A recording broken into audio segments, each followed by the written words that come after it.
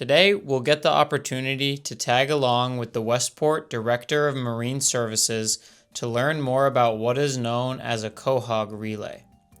Typically, he buys the quahogs from a local business, sends a text to a group chat of Westport's commercial fishermen, and they meet him at the public boat ramp on Route 88 to help out. On this particular afternoon, the text has been sent. Now, we wait.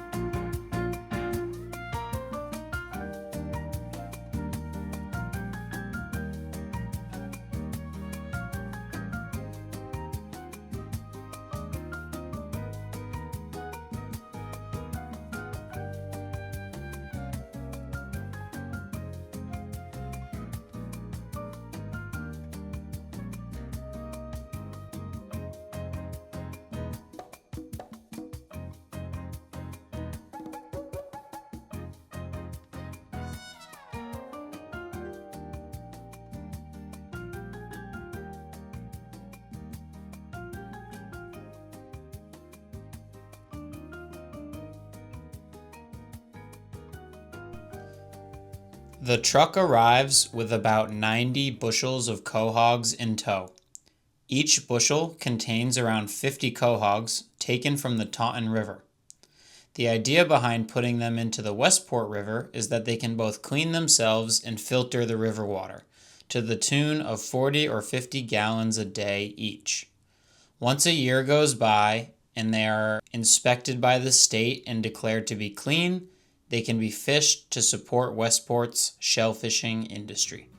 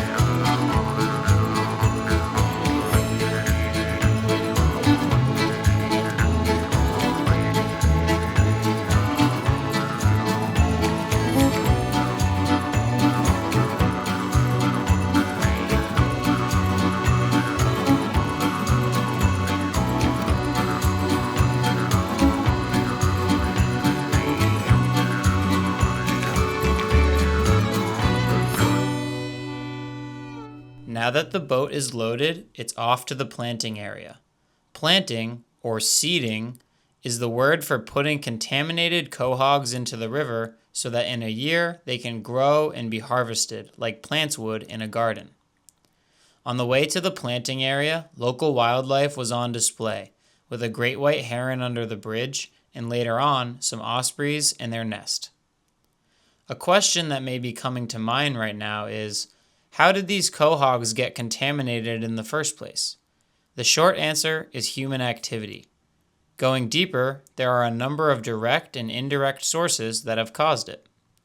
Direct sources include failing septic systems, leaking sewer pipes, sewer overflows, and poorly connected household sewage systems. Indirect sources include roadway runoff, areas of concentrated wildfowl use, fertilizers, pesticides, and pet waste.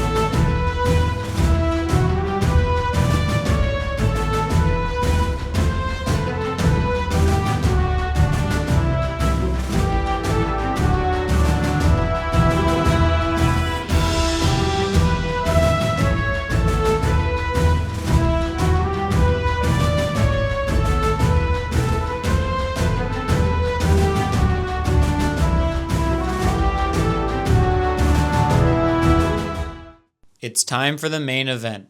This crew is going to take the quahogs from the Taunton River, contaminated mostly by fecal bacteria coming from a mix made mostly of sewage, runoff, and animal waste, and plant them in the Westport River.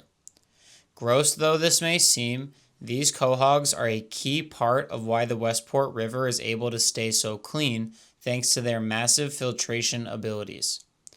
90 bushels times 50 quahogs each times 50 gallons a day filtered each equals about 80 million gallons of water that will be filtered by these quahogs before they are eventually harvested and sold next year, supporting the local economy and shellfishing industry in the process. Better yet, the town does not have to pay for these quahogs and still gets to reap the benefits. Although the Director of Marine Services is a town employee, the quahogs themselves are paid for using the Westport Shellfish Propagation Fund. This fund is collected mainly at the annual Shell Stock event hosted at the Westport Fairgrounds in the summer, where ticket, food, and beverage sales make up most of the revenue, as well as sponsorships by many local businesses and donations from charitable foundations.